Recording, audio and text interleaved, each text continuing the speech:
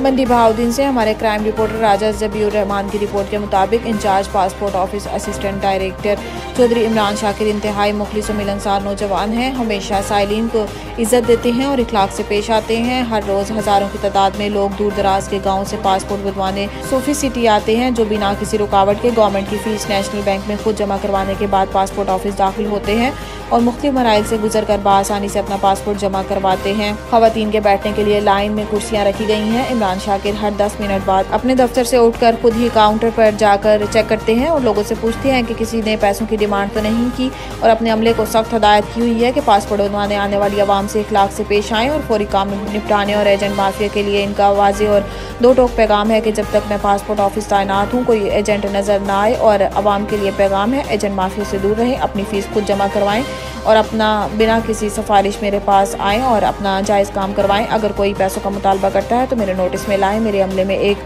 अली अहमद नाम का मुलाजिम था जो करप्शन करता पकड़ा गया, जिसको मैंने दफ्तर से निकाल दिया है। इमरान शाकिर ने राजा ज़बीउर रहमान से गुफ्तगू करते हुए मेरे कहा है कि मेरे ऊपर जो इल्ज़ामात लगाए गए हैं वो सब बेबुनियाद हैं। कोई मेरे ऊपर करप्शन साबित नहीं कर सकता और मेरे खिलाफ झूठी साजिश इसलिए होती है क्योंकि मैं किसी से ब्लैकमेल नहीं होता और किसी का 2 नंबर काम नहीं करता और मैं हमेशा मेरिट करता हूँ।